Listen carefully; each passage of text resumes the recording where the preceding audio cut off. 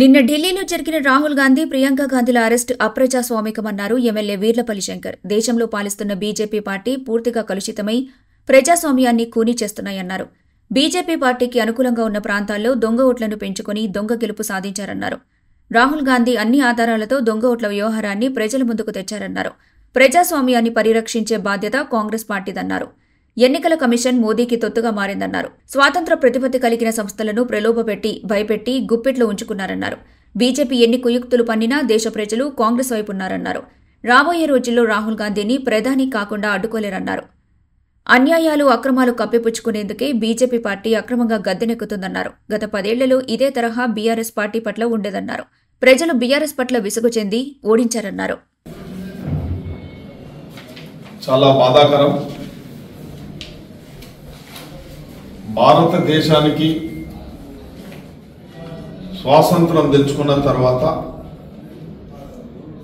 ఒక ప్రజాస్వామ్య ప్రభుత్వాన్ని ఏర్పాటు చేసుకున్న తర్వాత ఒక కట్టుదిట్టమైన రాజ్యాంగాన్ని ఏర్పాటు చేసుకున్న తర్వాత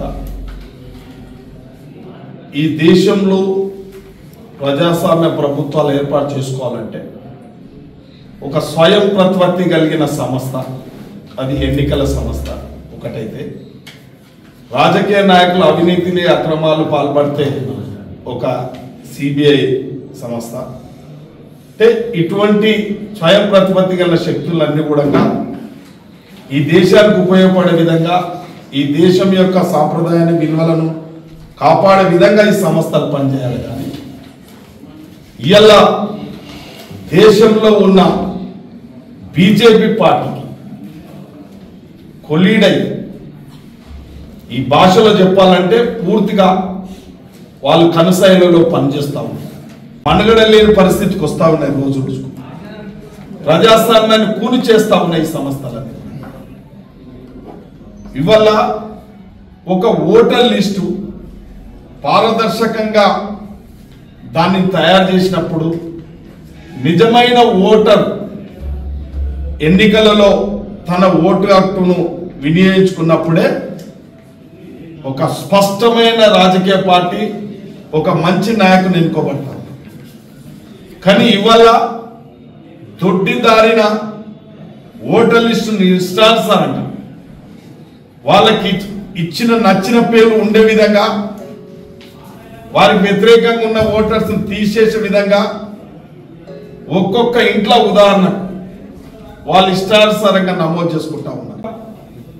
ఒక దిక్కు ఈవీఎంలు తప్పల తడక, నిజమైన ప్రజాస్వామ్య పార్టీ అధికారంలోకి రాగలేకపోతుంది, నిజమైన నాయకుని ఎన్నుకోలేకపోతా ఉన్నారు.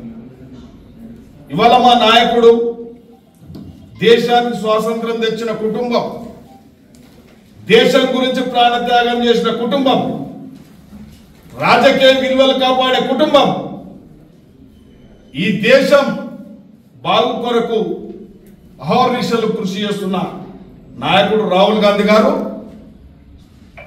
ఒట్టిగా ఆధారాలు లేకుండా మాట్లాడలే. ఆధారాలు పెట్టుకొని ఎక్కడెక్కడ ఓటర్ లిస్ట్ అప్పతప్పలు జరిగినాయో అవన్నిటిని ఆధారాలతో సహా పార్లమెంట్లో బయట ప్రజలకు తెలిసే విధంగా ఈ యొక్క కార్యక్రమం తీసుకుంటే,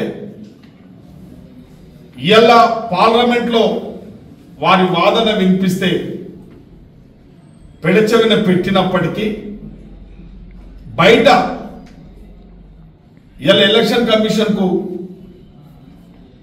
ఒక కంప్లైంట్ చేయాలి అని చెప్పి భారతదేశంలో ఉన్న అన్ని పార్టీల ఎంపీలు, దాదాపు 300 ఎంపీలు కలిసి ప్రజాస్వామ్యబద్ధంగా ఒక ఫిర్యాదు చేయకపోతే అక్రమంగా ప్రపంచంలో ఎక్కడ లేని విధంగా గౌరవం లేకుండా ఒక సామాన్య మానవులను కూడా అరెస్ట్ చేసినట్టు చేస్తే అసలు ప్రజాస్వామ్యం అనబడుతుందా? ఇది ఈ దేశ సాంప్రదాయం ఇదేనా? ప్రజాస్వామ్యం అంటే ఇదేనా? మన స్వాతంత్రం తెచ్చుకున్నది ఇందుకేనా అని ఒక్కొక్కసారి సామాన్య మానవుడు ఆలోచన చేసే పరిస్థితికి వచ్చింది. కాబట్టి రాజ్యాంగాన్ని కాపాడుకోవాలి. నిజంగా ఈ ఎన్నికల కమిషన్ పూర్తిగా తొత్తుగా మోదీకి తొత్తుగా మారిపోయింది ఇలా ఎలక్షన్ కమిషన్ అనేది.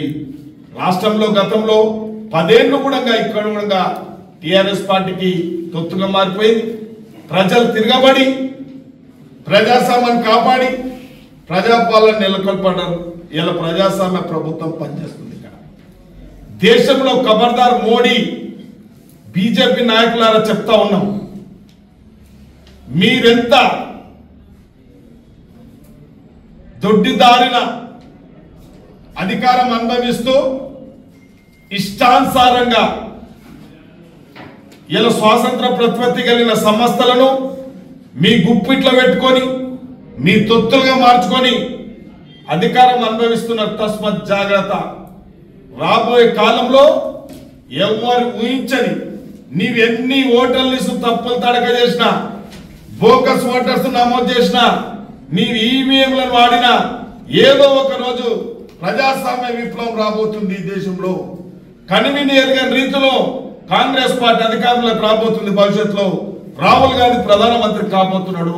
మీరెన్ని పుట్టు కుతంత్రాలు చేసినా, ఎన్ని కుయుక్తులు పన్నినా రేపు రాబోయేది ఈ దేశంలో స్వచ్ఛమైన ప్రజాస్వామ్యం, స్వచ్ఛమైన కాంగ్రెస్ పార్టీ. రేపు భావి ప్రధానమంత్రి రాహుల్ గాంధీ కాబోతుంది. కాబట్టి మీరెన్ని అంటే నిక్కచ్చిగా వాస్తవాలను బయట పెడితే జీర్ణించుకోలేని పరిస్థితి ఉంది. వల్ల ఈ దేశంలో ఒకే ఒక నాయకుడు, నిస్వార్థపరమైన నాయకుడు ఎవరైనా ఉన్నారంటే అది రాహుల్ గాంధీ.